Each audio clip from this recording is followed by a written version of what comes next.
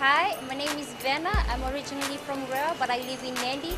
I love listening to Today FM. Today FM rocks.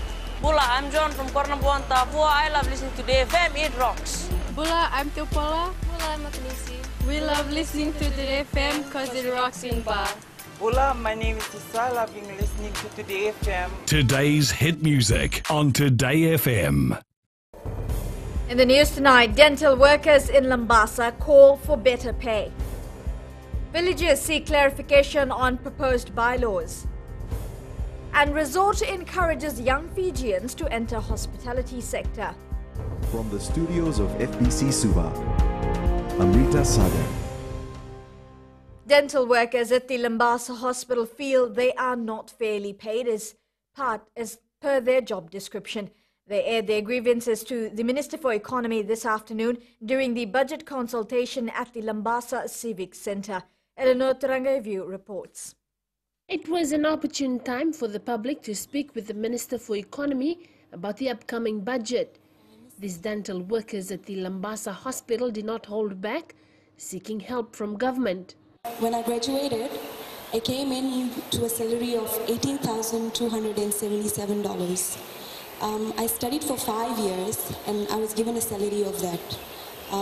A dental hygienist who studies for 2 years has a pay of that. A dental therapist who studies for 3 years has the same pay of that. A dental technician who studies for 3 years has a pay of that. So there's 4 cadres for different cadres and has the same pay. A teacher who may do only a diploma, a teacher who may actually have a degree. There are some teachers who have a degree and a postgrad diploma. All of them are on the same salary. Because the system, the way it was built, been there for about 40, 50 years, does not recognize qualifications. It recognizes posts. Just inquiring, since our medical colleagues have had a pay rise last fiscal year, and we are continuing the fiscal year, if there is any chance of the other medical cadres having a pay rise? We're actually doing an overall review of all the civil servants' pay structure. So it includes people like dentists too. And that in fact has already started, and we hope to have that completed by July. Another issue raised is the lack of medical staff and professionals at the Mombasa hospital. There are less number of nurses available, which simply means that they have to attend to many patients. And because of this, they become too lethargic, too tired. So because they have to attend to many patients there. So this is another suggestion that I have. And also less number of doctors. Generally, the submissions centered on improving government services and the development of Mombasa town. All these submissions will be factored into the final compilation of the 2017 and 2018 budget. Eleanor Turangayview, FBC News. A handful of villages have yet to make their submissions on the proposed village bylaws, saying they need more time. Permanent Secretary for Itoke Affairs Naipote Katoni Tambua says they have also asked for clarifications before responding to the proposal. Savara Tambua reports. Itoke Affairs Ministry is evaluating all submissions put forward during the village bylaws consultation. According to Itoke Affairs Permanent Secretary Naipote Katoni Tambua, the team is not only compiling a report but also creating awareness among people who are still in doubt. There's a lot of interpretation out there, and we're hoping to consult with the Rokotuis to come down to the village level and clarify issues that are now starting to emerge in this important situation when we are gearing up to the finalization of the village bylaw. A few villages within the Naitasiri province and in Somoso-Motaveweni want the ministry to elaborate on the proposed bylaws. It really depends on the board decision whether to have the second rounds of consultation or we activate the village bylaw through the consultation with the provincial council. And we're hoping to go down to village level so that it creates more awareness program and people are confident of what we have in the village bylaw content. The ministry is hoping to finalize assessment and evaluation by the end of June and hand its report to the minister for further deliberations. Sabira Tambua, FBC News. Treasure Island Resort in the Mamanuthas has hosted a careers expo for youth in Vundalo Toka to learn about career opportunities in hospitality. Rachel Knott reports the ever-growing industry's immense employment potential for young Fijians. The most common jobs in tourism have to do with service delivery, a waiter, housekeeper or a chef, but there is more to it. Hospitality covers such a wide variety of occupations, from those ones that I've mentioned, but to electricians, to plumbers, to chefs, to kitchen hands, to porters, to reception, to marketing, to finance, human resources, medical, the whole gambit of occupations which most people don't realise are available in hospitality. A wide range of organisations were present at the Expo, including universities, the Fiji National Provident Fund, the National Employment Centre and other hotels. Something I've learned from this Career Expo is that it's not only for tourism or hospitality. There are other departments which you can go for passions.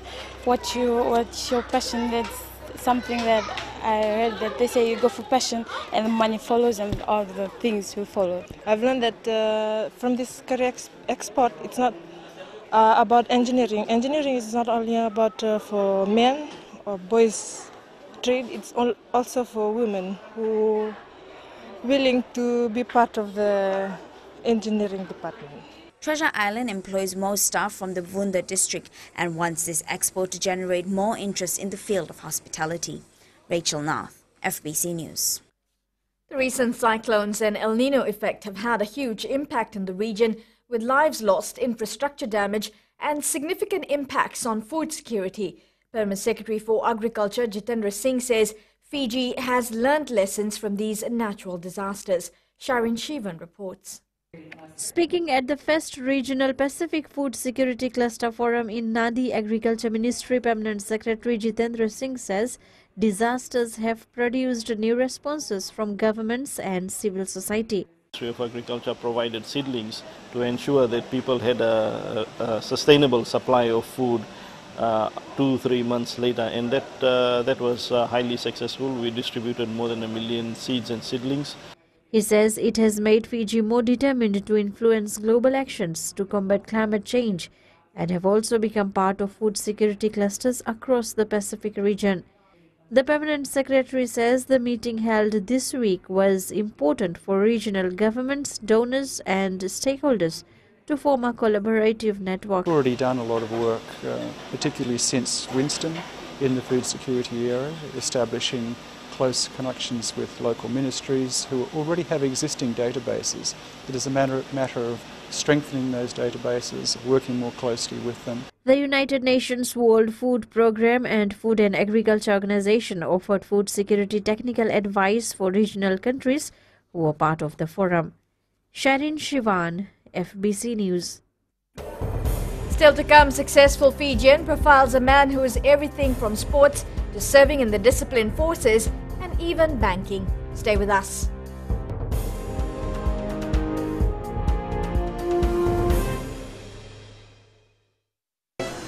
मिर्ची FM सबसे best station है।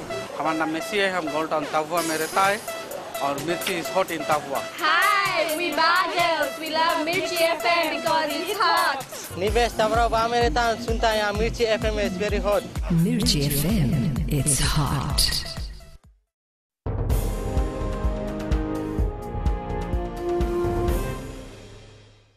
Cure Kids Fiji has trailed a new oxygen delivery system which is aimed at saving costs for the Ministry of Health and Medical Services.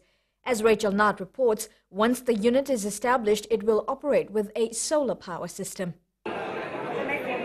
The system will cost an estimated $1 million and is expected to be rolled out in every health facility in 2 years. It runs free, taking the ambient air, taking out the nitrogen and producing pure oxygen, and enables oxygen to be delivered to newborn babies and people suffering from asthma and pneumonia, which is one of the highest causes of death in Fiji. In a bid to raise funds, Sofitel Fiji Resort and Spa partnered with Cure Kids Fiji to host the first ever art festival.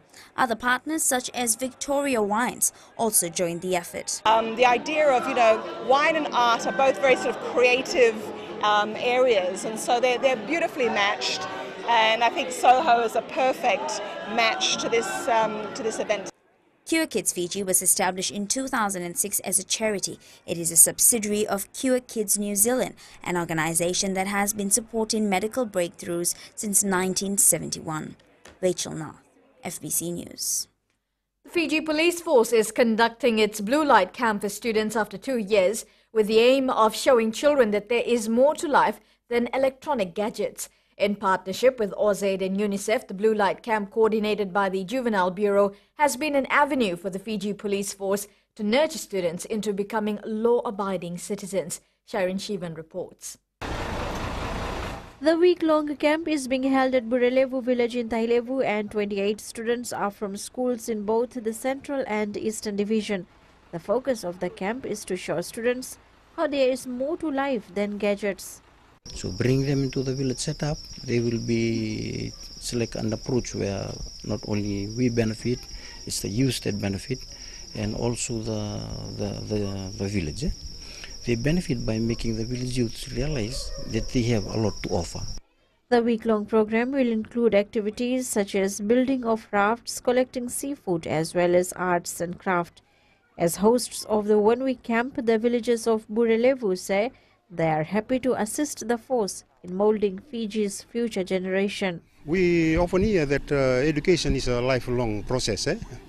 No matter where we stop in our education, education path, there is always room or chance to further our knowledge in education. According to the Fiji police, having the students engage in interactive activities, they are able to learn about behavioral issues confronting children.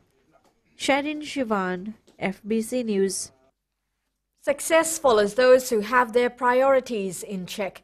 This was Howard Polatini's mantra through what he calls a colourful journey in life. In our Successful Fijian tonight, Rachel Narth caught up with Polatini, who shares his success story.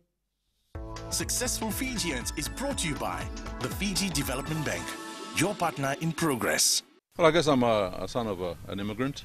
My dad came from Tonga in the early days.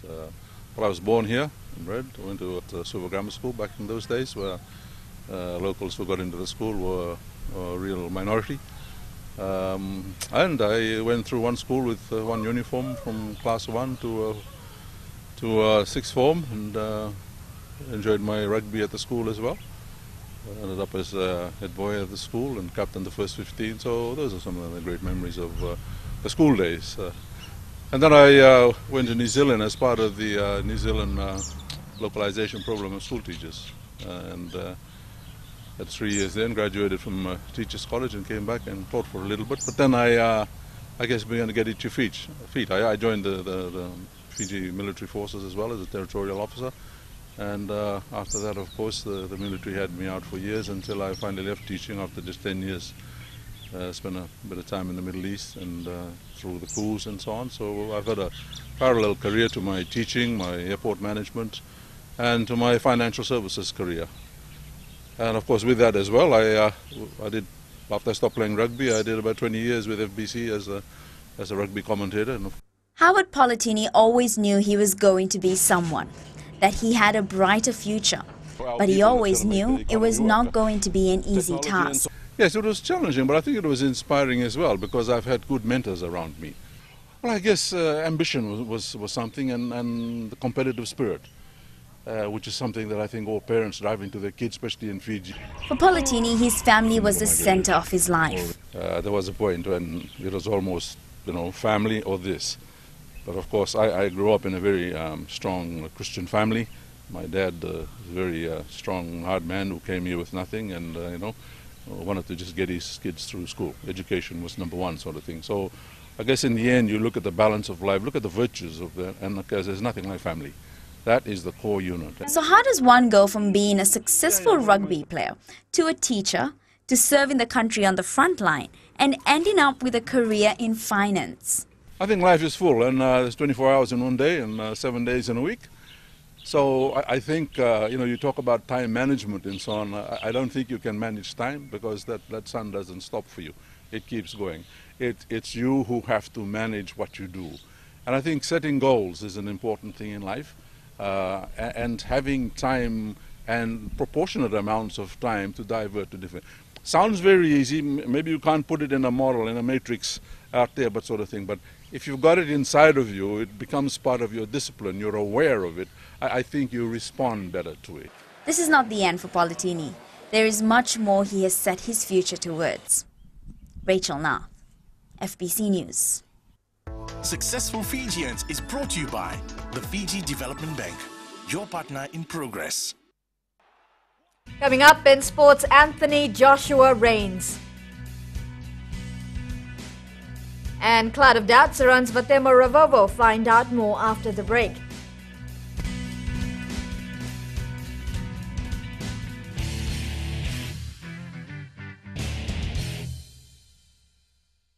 I'm from Nepal and I love listening to Today FM. My name is Stanley Gudler and I'm from Australia, but I'm part Fijian from Watraki, and I love listening to Today FM Rocks. For the best music and less talk, we tune into Today FM in National Life Village. Today FM rocks. My name is Inai Ali and I'm from Ba, and I love the big breakfast on Today FM. I just love it and hope you love it too. My name is Jay from Mombasa. I love listening to Today FM. Today FM rocks. My name is Naushin and I'm from Sambeto, and I love Today FM. Today FM rocks. Today's hit music on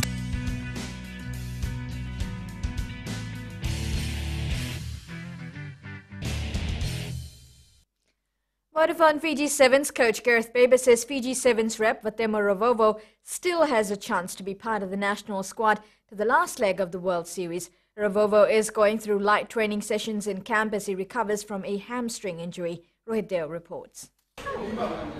Fiji Sevens coach Gareth Baber is hopeful that Vatemo Ravovo will recover in time for the Paris and London tournaments. Well, I say guardedly, we're trying to make sure that we push him along without pushing him too fast. He's in the medic's hands at the moment, but he has run, he has jogged round. So hopefully over the next, 2 weeks, hopefully he'll get himself in a position that he can potentially compete. Baber says Ravovo is a key player and will be a huge loss if he isn't able to make it. It's a big part of why we are successful at present, and when we have been successful, when we've played well, is he's been around it because of the qualities and skill level he's brought. What I've been really pleased with Vatemo is his defence. His defence has improved and he's got a lot more discipline. Meanwhile, Captain Osea Kolinisawa says every pool match from here on will be important for his team. We always focus on one game at a time, and like you said, you cannot underestimate any team in the series now. It's a really competitive series. The side marches back into camp on Tuesday before the final team is named on Wednesday. The team leaves for France on Friday. Rohit Deo, FBC Sports. England wing Semesa Rokundunguni led his army side to a 29-20 win over Navy in the Inter-Services Championship earlier this morning. Another Fijian junior, Bulmakar, scored 2 tries in the match and made a try-saving tackle.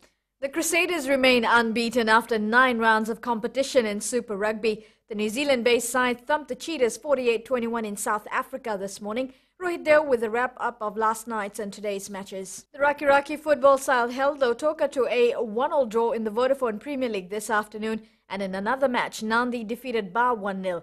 Ratu Josevata Nungundangi scored the winner in the second spell. Here's the goal.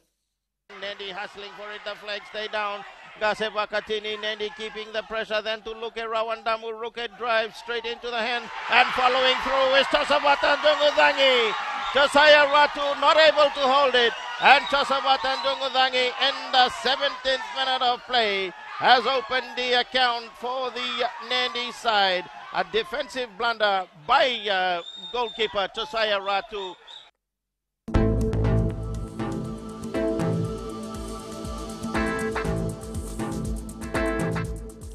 Cloudy conditions and afternoon showers were experienced over Fiji today. An even 31 degrees across the west today, mostly sunny apart from some cloudy patches.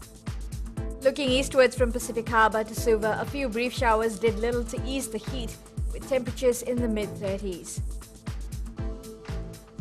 And up in Vanuatu, more cloudy conditions. Mombasa again hitting 33 degrees. At sea, east to southeasterly winds 15 to 20 knots with moderate to rough seas. The next high tide is tonight at 10:14 with low tide at 3:49 a.m. Sunrise tomorrow will be at 6:19 a.m.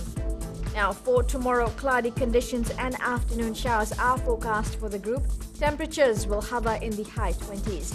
The outlook for Tuesday, some showers over most places. Easterly winds 15 to 20 knots and moderate to rough seas are expected. Recapping the main stories, dental workers in Mombasa say they're not happy with their pay. Villagers seek clarifications on proposed bylaws. And Fiji Police Force reaches out to youth via Blue Light program. For these stories and others, you can tune in daily to our sister radio station, Gold FM. To our poll question this week, we are asking, do you think the Coke Games should be moved to the West next year? Visit our FPC website to answer. You can always send us newsworthy pictures and videos on email fpcnews@fpc.com.fj or share it with us via our Facebook page FPC News, or you can also follow and tweet us your news tips at FPC News or simply #FPC News. And that was your FPC News for tonight from the team and I. Have a safe and enjoyable week. Good night.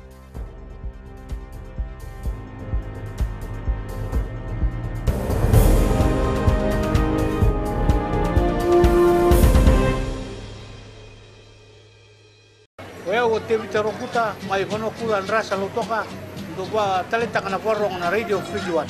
Ula na rango fina mai korviri nandi au talitaka na porong na radio Fijian na programa ni masmasu na mataklailai.